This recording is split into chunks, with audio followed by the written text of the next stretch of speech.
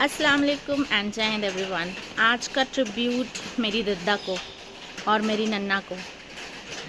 वो दोनों कहा जाए तो फॉर्मली एजुकेटेड नहीं थी, कभी स्कूल नहीं गई, लेकिन उनके बिहेवियर में मैं इतनी ज़्यादा परफेक्शन देख सकती थी अपने बचपन में कि उनको देख के नहीं लगता था कि वो लोग कभी स्कूल नहीं गए हैं। जैसे मेरी अम्मी जब घर का सारा काम करती थी और दद्दा की 3 बहुएं उस वक्त थी, वो लोग सब काम करती रहती थी, तो दद्दा को ऐसा लगता था कि मैं अपनी एनर्जी से किसी भी तरह से इन लोगों को थोड़ा हेल्प कर दूं या सेल्फ डिपेंडेंट कम से कम रहूं, ताकि मेरी बहुओं को मेरा कोई अलग से काम ना करना पड़े। और ये सोच करके वो सुबह उठती थी, वो भी फजर में। और पानी पहले कॉरपोरेशन का सुबह आता था, अभी भी पुणे में भी 5 बजे आता है, तो वो सुबह उठ के पानी भरने का काम कर देती थी।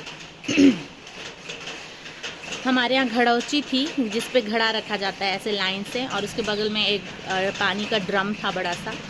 दद्दा घड़ा में तो अपने से भर देती थी और ड्रम में शुरू में भरती थी, लेकिन बाद में नन्हे अब्बी और ये लोग की हेल्प लेने लगती थी पलटने के लिए, पानी उनसे नहीं हो पाता था।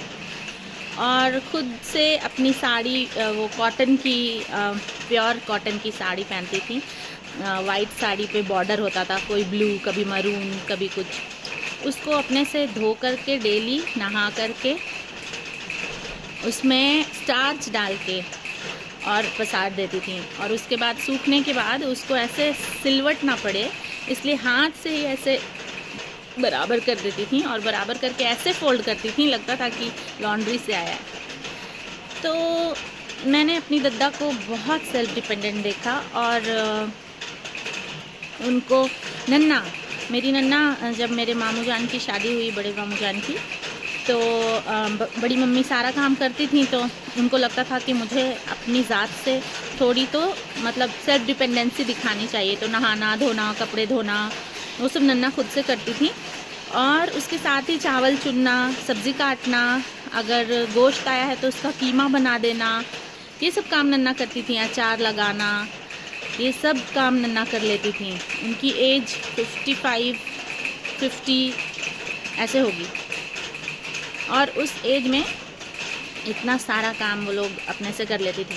तो जब मैं घर का, हमें तो कुछ भी काम नहीं है उन लोगों के कंपैरिजन में देखा जाए तो मुझे जब भी ऐसे लगता है कि मैं ये नहीं कर पाऊँगी, मेरी हिम्मत टूट रही है, तो मैं सबसे पहले अपनी दद्दा और नन्ना को याद करती हूँ। और मेरी हिम्मत बंध जाती है कि जब वो लोग 55-56 के एज में इतना काम कर सकते थे, तो मैं अभी नहीं कर सकती। तो I am blessed with wonderful teachers in my life.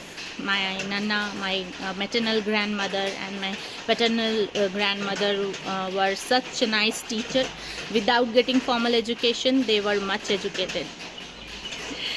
चलिए, जीते रहिए, खुश रहिए, आबाद रहिए, अपने आसपास की अच्छाई को देखना सीखिए, क्योंकि उससे आपको बहुत ताकत मिलती है। अच्छाई और बुराई तो हर ज़माने में होती है।